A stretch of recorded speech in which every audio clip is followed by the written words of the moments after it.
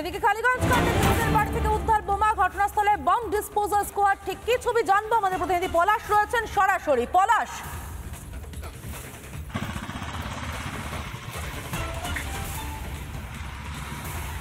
একদমই এই মুহূর্তে কিন্তু কালীগঞ্জের এই ঘটনাস্থলের যে বোম, সেই বোমের ঘটনাস্থলে কিন্তু এসে বোম ডিসপোজাল স্কোয়াডের যারা সদস্য তারা কিন্তু প্রচুর পুলিশ সহ ঘটনাস্থলে পৌঁছাচ্ছে। আমি কিন্তু সেই চিত্রটাই তুলে ধরবার চেষ্টা করছি। দেখা যাচ্ছে প্রচুর পুলিশ তারা কিন্তু একের পর এক ঘটনাস্থলের দিকে যাচ্ছে। আনোয়ার শেখের বাড়ির থেকে, যেটা এর আগে নির্বাচন কমিশনারের কাছে পর্যন্ত অভিযোগ করে কংগ্রেস যে এই গ্রামে প্রচুর বোমা রমরমা রয়েছে। এবং এই ঘটনার পর একাধিকবার এই ঘটনার পর কিন্তু পুলিশের তরফ থেকে 5 দিন হয়ে গেলেও সেভাবে কোনো পজিটিভ রোল দেখা যায়নি। গতকাল মুখ্যমন্ত্রী যখনই তিনি সাংবাদিক সম্মেলন থেকে বলেছেন যে এই গ্রামে যত বোমা আছে সমস্ত বোমাগুলোকে উদ্ধার করতে হবে, তারপরেই কিন্তু নড়ে চড়ে বসে রাজ্য পুলিশ। আজকে নদিয়ার কৃষ্ণনগর ডিস্ট্রিক্ট পুলিশ তারা আজকে এই বোমাগুলিকে উদ্ধার করছে এবং আর কিছুক্ষণের মধ্যেই বোমাগুলোকে নিষ্ক্রিয় করা হবে। যার জন্য আমি ভিডিও জার্নালিস্ট তৌসিফকে বলবো একটু ভালো করে ছবিগুলো দেখার জন্য, কারণ প্রচুর পুলিশ কিন্তু যেখানে বোমাগুলো রয়েছে সেই জায়গাটায় পৌঁছানোর চেষ্টা করছে। তৌসিফ একটু এগিয়ে এসো। এই যে বোম ডিসপোজাল করতে এসছে এখানে পুলিশ আধিকারিক, আপনারা এসেছেন বোমগুলো নিষ্ক্রিয় করতে। পলাশ আমাদের সঙ্গে বেশ কথা বলে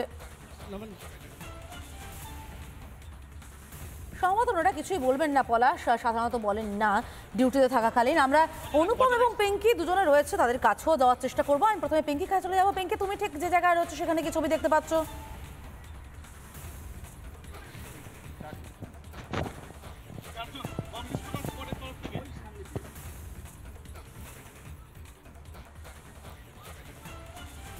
আমি একটু দেখানোর জন্য বলবো অমিতকে দেখানোর জন্য আমি দেখানোর চেষ্টা করছি। অমিতকে দেখাবো যে এই মুহূর্তে মনোয়ারের যে বাড়ি, সেই বাড়ির সামনে মনোয়ার এবং আনোয়ারের বাড়িতে বম স্কোয়াড ঢুকছে। এখানেই মূলত বোমা পাওয়া গিয়েছে বলে জানা যাচ্ছে, বালতি ভরা বোমা পাওয়া গিয়েছে। গতকাল রাতে যে তল্লাশি অভিযান চলে সেই তল্লাশি অভিযানে পাওয়া গিয়েছে বোমা। সেই বোমা উদ্ধার করার জন্যই বম স্কোয়াডের কাছে রিকোয়েজিশন পাঠানো হয়েছিল এবং সেই রিকোয়েজিশন পাওয়ার পর আজকের এই মুহূর্তে বম স্কোয়াড এসে পৌঁছেছে। আমি দেখছি আরো একজন সদস্য বম স্কোয়াডের অফিসার তিনি যাচ্ছেন, তিনি ভিতরে যাচ্ছেন এবং পুরো এলাকা সিআইডি রাজ্য পুলিশের তরফ থেকে সিআইডি তরফ থেকে বম স্কোয়াড এসেছে এবং আরো একটু দেখাই বম স্কোয়াড যে গাড়িটা নিয়ে এসেছে, বম স্কোয়াড তরফ থেকে যে গাড়িটা এসেছে এই ধরনের একটি হাইলি ইকুইপড গাড়ি নিয়ে আসা হয়েছে।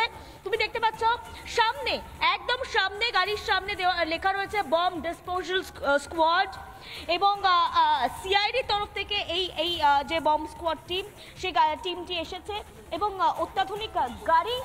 অমিতকে বলবো একটু পিছনের যে জায়গাটি রয়েছে গাড়ির, সেই জায়গাটিও দেখানোর জন্য। মূলত যে ইকুইপমেন্টস বম স্কোয়াড টিমের জন্য যে সমস্ত ইকুইপমেন্টস লাগে, তুমি জানো আলাদা হাইলি ইকুইপড স্যুট লাগে, সেই স্যুট থেকে শুরু করে হেলমেট, প্রত্যেকটা জিনিস নিয়ে আসার জন্য একটা আলাদা জায়গা থাকে এই গাড়িতে। সেই বম স্কোয়াড একটি টিম এই মুহূর্তে এসে পৌঁছেছে এবং মনোয়ারের যে বাড়ি, সেই বাড়ির সামনে রয়েছে। আমি আরো একবার পলাশের কাছে যাওয়ার চেষ্টা করবো। পলাশ, তোমার কাছে ঠিক কি ছবি এই মুহূর্তে?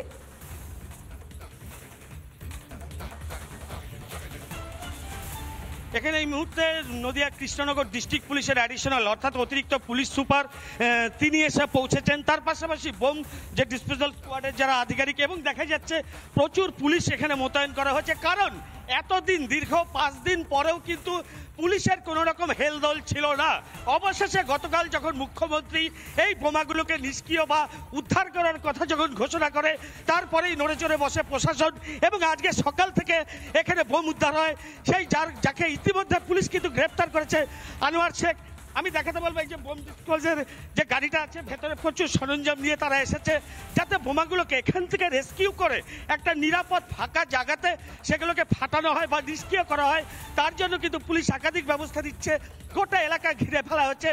আজ থেকে ঠিক 4 থেকে 5 দিন আগে যে মর্মান্তিক ঘটনা ঘটেছিল নির্বাচনের ফল ঘোষণা হওয়ার আগেই, যে হারমাত বাহিনী যারা এই ধরনের বোমা বিস্ফোরণ ঘটিয়েছিলেন এবং সিপিএম এর থেকে যেটা অভিযোগ করা হয়েছিল শুধু বেছে বেছে সিপিএম এর বাড়িগুলোতেই বোমা মারা হয়েছিল, তাতেই কিন্তু প্রাণ হারিয়েছিল এখানকার একটি তরতাজা তরুণী, কিশোরী তরুণী, যার ফলে কিন্তু গোটা এলাকা একদম শোকস্তব্ধ। আজকে তাকে জিজ্ঞাসাবাদের জন্য 164 করার জন্য কিন্তু তাকে পুলিশের তরফ থেকে ডেকে নিয়ে যাওয়া হচ্ছে কৃষ্ণনগর জেলা আদালতে। তার পাশাপাশি আজকে বিজেপির রাজ্য সভাপতি সুকান্ত মজুমদার তার এখানে আসার কথা ছিল। বিজেপির তরফ থেকে স্পেসিফিক আমাকে ফোন করে যেটা অভিযোগ করা হচ্ছে যে যাতে এখানে এসে এই নিহতের মায়ের সঙ্গে দেখা পুলিশ করতে না পারে, এই বিজেপি যে রাজ্য সভাপতি তিনি যাতে দেখা করতে না পারে তার জন্যই আজকে তাকে এখান থেকে 164 জন্য নিয়ে যাওয়া হচ্ছে। অর্থাৎ একটা বিষয় কিন্তু আস্তে আস্তে ছবিটা পরিষ্কার হচ্ছে, যেই সমস্ত শাসক দলের একদম এই ধরনের বোমা উদ্ধার এবং তার নিষ্ক্রিয়করণ, এই সব খবরে আমাদের নজর থাকবে। নানা ধরনের কন্টেন্ট দেখার জন্য লাইক করুন, শেয়ার করুন আমাদের ফেসবুক পেজ, সাবস্ক্রাইব করুন আমাদের ইউটিউব চ্যানেল। পাশাপাশি অন্যান্য ব্রেকিং নিউজের জন্য অবশ্যই চোখ রাখুন রিপাবলিক বাংলায়।